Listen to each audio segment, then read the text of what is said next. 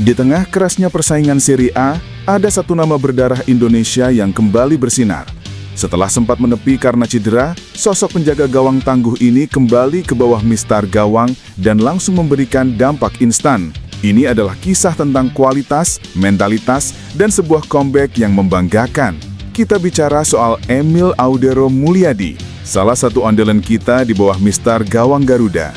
Kiper yang kini membela Cremonese ini akhirnya kembali beraksi setelah pulih dari cederanya. Dan kembalinya Emil Audero perkuat Cremonese bukan sekedar comeback biasa. Ia langsung dipercaya sebagai starter dan menjadi salah satu aktor kunci di balik kemenangan impresif 2-0 timnya atas Genoa. Kemenangan ini terasa begitu spesial karena berhasil memutus rentetan hasil buruk yang dialami Cremonese sebelumnya. Penampilan solid Emil di bawah Mister Gawang seolah memberikan ketenangan dan kepercayaan diri baru bagi seluruh tim. Momen ini sekali lagi menjadi bukti sahih kualitas seorang Emil Audero. Mampu tampil konsisten di salah satu liga paling kompetitif di dunia bukanlah hal yang mudah. Dan ini menunjukkan standar kelas dunia yang ia bawa setiap kali mengenakan seragam merah putih. Bagi kita di Indonesia, performa Emil Audero adalah sebuah kebanggaan. Melihat salah satu pemain andalan timnas Indonesia kembali bersinar di panggung Eropa adalah suntikan moral yang luar biasa dan bukti bahwa pemain kita mampu bersaing di level tertinggi. Kembalinya Emil Audero ke performa terbaiknya adalah kabar gembira. Ini bukan hanya tentang kemenangan Cremonese, tapi juga tentang kualitas pemain timnas yang terus terasah di kompetisi elit. Gema kebanggaan bagi kita di tanah air, bukti timnas Indonesia banyak peminat. Setelah era Patrick Kluivert berakhir, bursa calon pelatih timnas Indonesia menjadi perbincangan hangat. Namun, ada sebuah fenomena baru yang menarik. Jika dulu PSSI yang aktif mencari-cari pelatih, kini situasinya mulai berbalik. Kabarnya, banyak pelatih top Eropa yang justru tertarik dan menawarkan diri untuk mendukangi skuad Garuda. Laporan dari berbagai media menyebutkan bahwa sejumlah agen sepak bola internasional telah menghubungi PSSI untuk menawarkan klien mereka. Dan nama-nama yang muncul bukanlah nama sembarangan. Ada 3 nama berpengalaman yang kabarnya disodorkan, yaitu Roberto Donadoni, Juan Carlos Osorio, dan Oscar Garcia Junen. Nama pertama, Roberto Donadoni, tentu sudah tidak asing lagi. Dia adalah legenda AC Milan dan mantan pelatih timnas Italia yang dikenal tenang namun disipliner. Selain Donadoni, ada juga nama Juan Carlos Osorio dan Oscar Garcia, 2 pelatih dengan rekam jejak internasional yang juga ikut ditawarkan ke PSSG. Fakta bahwa pelatih dengan CV mentereng seperti mereka tertarik pada proyek timnas Indonesia adalah sebuah bukti bahwa citra sepak bola kita di mata dunia sedang meningkat. Ini bukan lagi sekedar rumor, tapi sebuah indikasi bahwa Indonesia mulai dianggap sebagai raksasa yang sedang tertidur. PSSI telah merilis daftar resmi 21 nama pemain yang akan memperkuat tim nasional U17 dalam ajang prestisius Piala Dunia U17 2025 yang akan berlangsung di Qatar.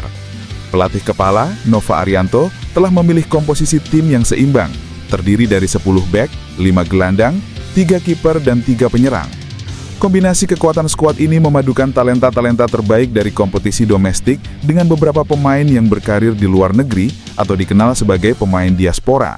Pemain-pemain keturunan yang dipanggil oleh Nova Arianto untuk memperkuat barisan timnas adalah kiper Mike Rajasa Hoppenbrouwers, bek Matthew Baker, dan Lucas Lee.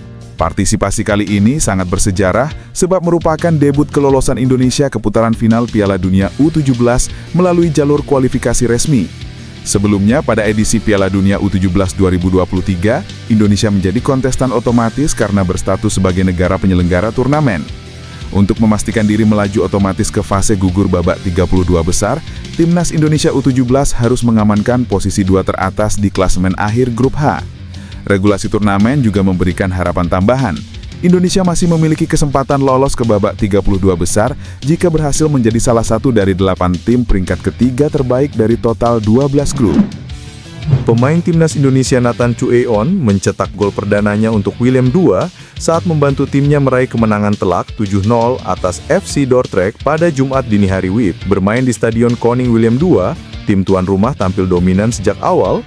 Willem II unggul 5-0 hanya dalam 30 menit melalui gol Samuel Bamba, Devin Haen, Justin Hogma, dan Munirel Alunici.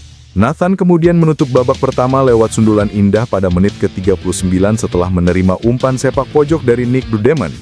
Bagi Nathan, gol tersebut menjadi momen spesial karena merupakan gol pertamanya untuk Willem II sejak pindah dari Swansea City pada musim panas lalu, sekaligus mengakhiri penantian 3 tahun tanpa gol di level klub.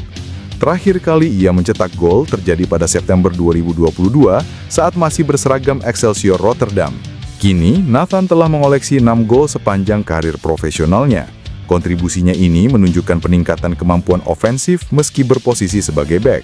Kemenangan besar atas Dordrecht pun menjadi modal berharga bagi Willem II untuk melangkah ke babak kedua KNVB Cup.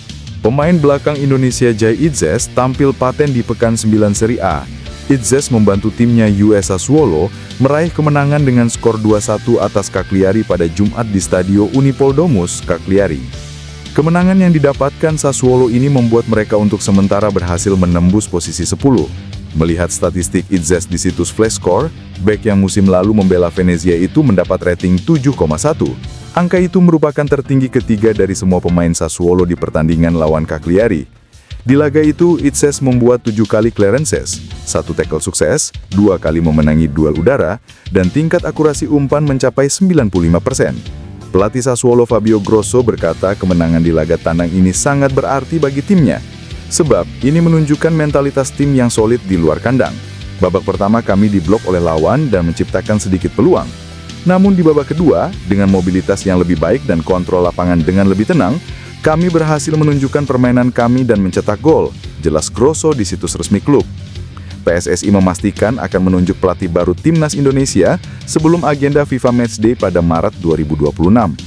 Ex-ko PSSI Arya Sinulinga mengatakan jabatan pelatih kepala timnas akan kosong untuk sementara waktu setelah kontrak Patrick Kluivert dan stafnya berakhir. Arya menegaskan, penunjukan pelatih baru akan dilakukan dengan pertimbangan matang dan pada waktu yang tepat. Menurutnya, situasi sepak bola nasional sedang panas setelah timnas gagal melaju ke Piala Dunia 2026. Skuad Garuda tersingkir di putaran keempat kualifikasi zona Asia setelah kalah dari Arab Saudi dan Irak di grup B pada Oktober lalu. Arya juga menepis kabar adanya perbedaan pandangan di antara anggota Exco terkait kandidat pelatih baru. Ia menambahkan Ketua Umum PSSI Erick Thohir bersama Direktur Teknik saat ini tengah menyeleksi sejumlah nama calon pelatih sebelum hasilnya dibawa ke rapat Exco untuk diputuskan secara resmi. Sebelumnya, Erick Thohir sempat menyebut perlunya kehati-hatian dalam memilih pelatih baru, mengingat citra sepak bola Indonesia yang sempat disorot akibat banyaknya kritik terhadap pelatih terdahulu. Patrick Kluivert sendiri resmi diangkat sebagai pelatih kepala Timnas Indonesia pada Januari 2025, menggantikan Sintayong. Namun, pelatih asal Belanda itu dipecat setelah gagal membawa Indonesia menembus Piala Dunia 2026.